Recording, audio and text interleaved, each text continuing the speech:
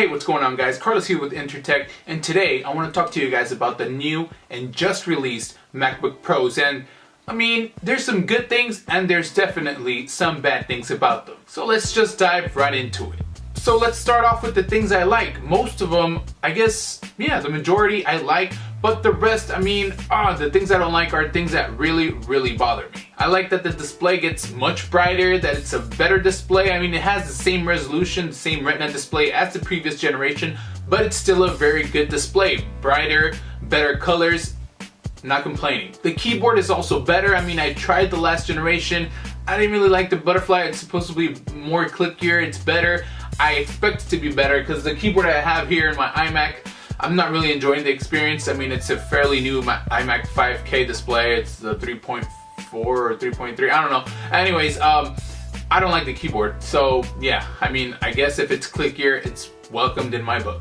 As you guys can see behind me, the touch bar is also another new feature that I truly like. It switches depending on what app you're using, and a lot of developers are jumping into it, so I guess it's going to be a very useful feature. I mean, Apple again is going to be the first one to jump the gun. I mean, I do expect other people who are competing against Apple to do it also in their computers, but I mean, it is a cool feature. I know if I get it, I am going to use it a lot, and well, if it's there, why not?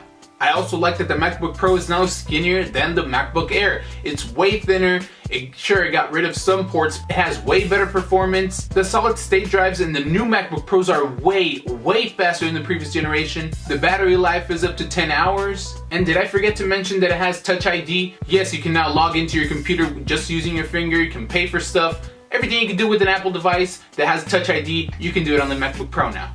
And there's two different colors you can choose from. The regular and classic MacBook Pro colors, gray, and now there's a space gray color, which I think that's the color I would go for if I'm gonna buy the MacBook Pro. And those are the things that I like. Better processor, faster, thinner, it has better improved keyboard, the trackpad is also better. Everything about it, I guess you could say aesthetically and hardware wise, is good. But there's also bad things, in my personal opinion, about this MacBook Pro.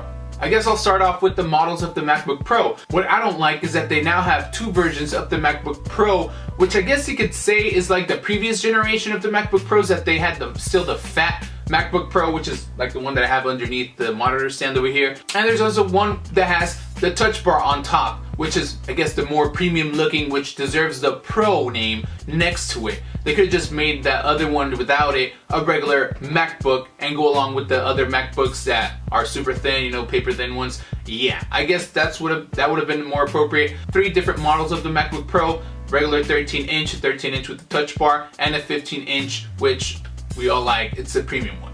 Another thing I don't like about the MacBook Pro 13-inch, they're still stuck in dual core processors. Yes, you can still bump them up really high with the i7 processor, but not cutting it. A MacBook Pro deserves a quad core processor, in my opinion. And another thing I don't like about the MacBook Pros is that some have 2 and the other ones have 4, and what I'm talking about is USB-C ports. There's only USB-C ports on these computers. Like I said, I do like the fact that there's 4 of them, but I don't like the fact that in order to get an SD card there to connect an HDMI display, if you have one, you're going to have to use dongles. What is this, Apple? Apple is turning into the dongle king? What's wrong with Apple now? I'm pretty sure Steve Jobs is not happy having dongles sticking out from the sides of MacBook computers, including the regular MacBook. Like I said, it is a good feature, don't get me wrong. You can charge your computer with any of the 4 ports on it. Well, that's if you have the 15-inch. The other 13-inch only has 2 ports. But like I said, you can charge your computer with any of those ports. But in order to get an SD card in there, I mean, we are all creators. We're gonna need the SD card. We are all creators. We're gonna need to plug in our regular USB devices. We're going to need dongles now. Unless you already have a USB-C hard drive, a USB-C everything, then yes, you're all good to go. But I'm pretty sure most of us are not with that USB-C wave that is going on right now with Apple. I mean, it's a good feature, it's the future, but not so happy. And that's pretty much all I got to say about the new MacBook Pros. Yes, they are awesome. It's an awesome design. They are really powerful machines, but there's also bad things to say about them, just like on the iPhone 7. It's a great phone, But, oh, yes, let me stop the video. This computer does have a 3.5mm headphone jack. So yeah, don't worry about plugging in a USB-C headphone or Bluetooth headphones, even though I do have Bluetooth headphones.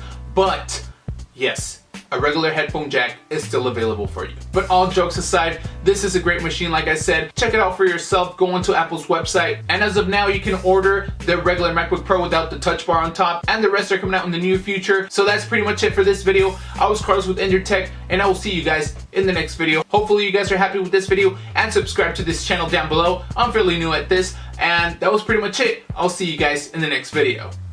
Peace.